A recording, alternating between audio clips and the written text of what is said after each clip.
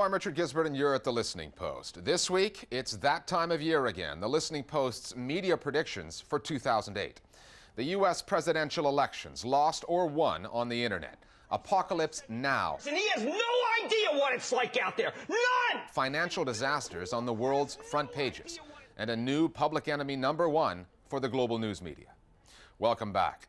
Here at The Listening Post, Al Jazeera's eyes and ears on the media world, we're taking our annual look at what might happen in that world in 2008.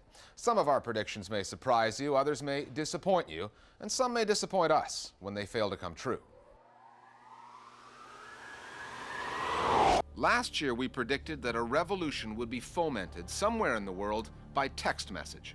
Close, the uprising in Myanmar depended on texting to mobilize protesters.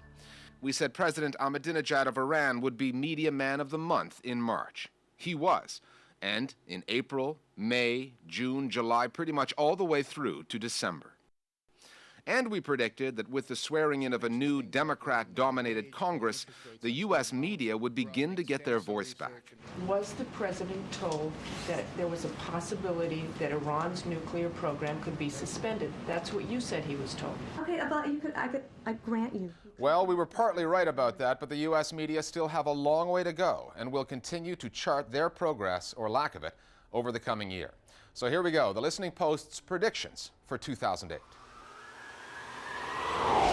Whether we like it or not, the U.S. presidential elections will be the world's top story in 2008, and we predict that for the first time, the internet will play a major, perhaps deciding role in who wins and who loses. Today we celebrate the first glorious anniversary of the information purification directives. There's already been a lot of discussion about the role of the internet in the campaign. This anti-Hillary Clinton spoof of the 1984 Apple advert, which appeared in March of 2007. People who want to be part of a team, the American team. It's the viral nature of what goes on there that will make the 2008 campaign different from all those that have come before. Candidates have been quick to use the social networking sites to make contact with voters. The main thing about MySpace and YouTube is about the dialogue, is about letting people say what they want, whether that's a presidential candidate saying what they want or whether that's the member of the public saying what they want, and allowing the candidates to connect to the people. This is another example of how the internet is really the new town hall. It's the new caucus. And although it's not being recognized by the political parties themselves in terms of actually collecting delegates, it's sort of like a real-time poll. And what will go viral and change the course of the election? Will there be a swift boat moment? In 2004, John Kerry's campaign was upended by the swift boat veterans video, which called his military record into question. John Kerry gave aid and comfort to the enemy by advocating their negotiating points to our government. There's bound to be a swift boat incident, whether it's Democrats against Republicans or Republicans against Democrats, because let's face it, they're as hard as each other when it comes to smear tactics. Hi, I'm a Republican. And I'm a Democrat. You know, we support a lot of the same kind of legislation. Like to fight the war on terror. But we retain a lot of what makes us, us. Yeah, like you should see this guy cut taxes. It's insane. Oh, shucks. They have huge teams that pore over every minute detail of the opponent, and that's just your Democratic opponent when you're in the Democratic Party, when you're trying to knock them out, never mind when you get to your opponent in the Republican Party. But what will the 2008 swift boat moment be? As a forgotten fellow named Karl Marx once put it, history repeats itself, first as tragedy, but then as farce. So I predict that if there is a swift boat like veterans video this time around, it will focus instead on making the candidate look like an oaf. Who knows, it might even result in a fellow like Ron Paul being elected President of the United States. Now that would be a farce. And let's face it, there's already some evidence of oafish behavior by politicians on the record and on the web. George Allen, the former senator from Virginia who saw his presidential ambitions blow up over one racist comment that spread quickly over the internet. This fellow here over here with the yellow shirt, Macaca, or whatever his name is. After the Macaca moment now, both the Democrats and the Republicans in the U.S. have instructed young kids to go out with cameras and follow candidates around. What that's ultimately resulting in then is a more conservative politics. Politicians are unwilling to say anything. So that's the ironical consequence of YouTube. There's no more democracy or interactivity. The candidates aren't any more transparent. They're less transparent. They're more guarded. Which goes to prove that if you're a politician living in the internet age, as long as there are cameras around, you can never let your hair down or even fuss over it. I feel pretty, oh so pretty. I feel pretty and witty and bright, and I pity any girl who's me tonight. Listening Post prediction number 2. The Western news media will continue to report that Iran is capable of developing nuclear weapons. But there's a lot of other things that go into building a nuclear weapon besides the warhead device. In spite of last month's revelation in the U.S. National Intelligence Estimate that Iran abandoned the development of nuclear weapons in 2003, the Western media will continue to follow the Bush administration's line. Iran was dangerous, Iran is dangerous, and Iran will be dangerous if they have the knowledge necessary to make a nuclear weapon. It's highly likely that we are going to witness in 2008 a huge media campaign conducted by the American administration against the Iranian regime. In my line of work, you got to keep repeating things over and over and over again for the truth to sink in, to kind of catapult the propaganda. The first strand will be a campaign to negatively frame the norms and the cultural values of the political system in Iran. Iran aggressively pursues these weapons and exports terror, while an unelected few repress the Iranian people's hope for freedom.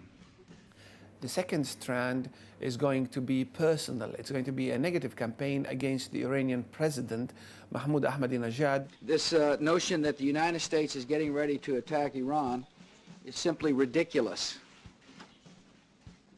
Having said that, all options are on the table. These two strands will be serving a third campaign or mini-campaign and strand, which will pave the way for a campaign against the legitimacy of Iran having or possessing nuclear capacity. The Listening Post predicts that in 2008, the White House spin machine will guide the news media away from Iran as a nuclear threat and towards another story, Iran's involvement in Iraq, and allegations that it's supplying anti-coalition forces with weapons.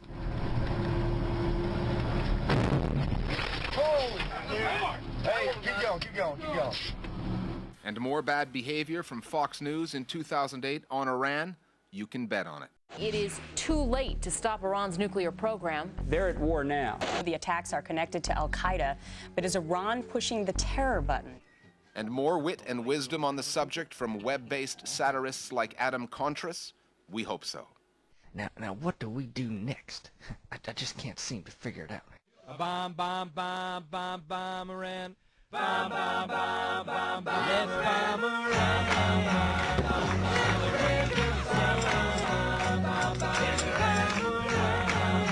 Bomb, bomb Iran. The people do it, yes, they do it. There's nothing left to do but bomb Iran. Bomb, bomb, bomb Iran. Okay, here's another Listening Post prediction. In 2008, we predict that the war in Iraq will become even harder to cover. A no-brainer, you might be thinking, but it's worth taking a moment to look at exactly why, 5 years into this war, the media are going to have even greater problems in getting news reported from the ground, and how that will impact on the kind of coverage we read and watch. In 2008, it'll still be the biggest news story in the world with the fewest journalists covering it. An information abyss in the making.